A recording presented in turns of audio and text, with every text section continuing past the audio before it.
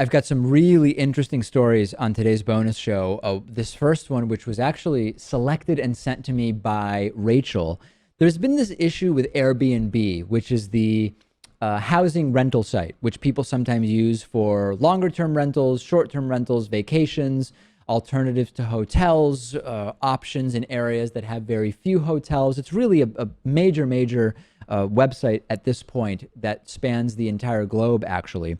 They've been criticized because it's very easy, or at least it was very easy on Airbnb, to discriminate on the basis of gender, on the basis of race, on the basis of age, et cetera, et cetera. The idea of Airbnb is it's sort of based on a reputation economy where you would be able to, as a renter, you can review the landlord, and as a landlord, you can review the renter, and then ideally, the good landlords have a higher reputation rating and the good renters have a higher reputation rating. And this is the basis on which people will be accepted or denied for rental periods. Unfortunately, there are a number of cases which suggest to us that this is not the case. Individual cases of people not being rented to seemingly because of their race. Now, how would a landlord know their race? Because of user photographs that are required on Airbnb. So Airbnb now has said, we are going to take action to try to combat discrimination. Number one, the rental hosts, the landlords, for lack of a better term, need to agree to a community commitment that will start on November 1st, which will include a non-discrimination policy. That's good, although it's pretty hard to enforce something like that because the landlords can say, oh, yeah, I'm adhering to that policy. But that doesn't mean I have to just accept any renter. The other change is that Airbnb is going to reduce the prominence of user photographs, which obviously, if you look at a user photograph, generally speaking, you can tell both the race and the gender of the individual that is attempting to rent here.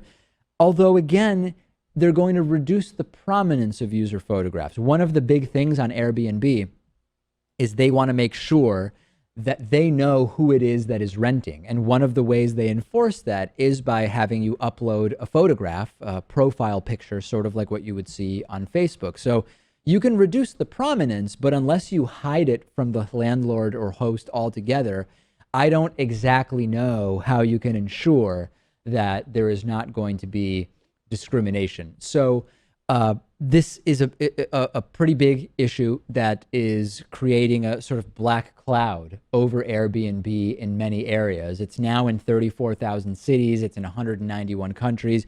It is absolutely huge. And when you think about the types of people, the backgrounds, and I'm not talking about just race and gender, but also economic backgrounds and in so many other areas that could be renting in different countries, et cetera, this is absolutely an issue. Now, let me tell you another layer of this that is very interesting. I spoke to a friend of mine over the weekend who is a real estate and landlord-tenant attorney here in Massachusetts, and the laws may be different from state to state.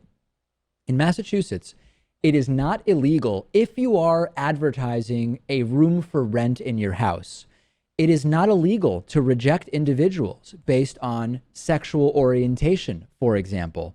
This would be different than if you are renting an apartment and it is truly an apartment rental that would be more governed by law. But if you are renting a room in your house, you may not be able to, and this is the part that was less clear because the conversation was interrupted. You may not be able to advertise, and I think I'm pretty sure you can't advertise looking for a heterosexual roommate for a room in my house. That I am pretty sure is not allowed. But there would be nothing requiring you to hide if you say, you know, really, I want someone who is heterosexual sharing this room in my house. My understanding, based on what my real estate attorney friend told me, is that is actually not against the law.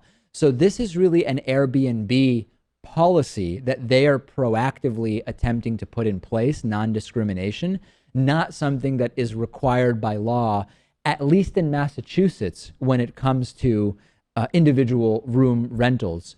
Something interesting to keep in mind. On my upcoming trip, I'm actually going to be using Airbnb for the first time, and I am not renting a room in some guy's house or something like that.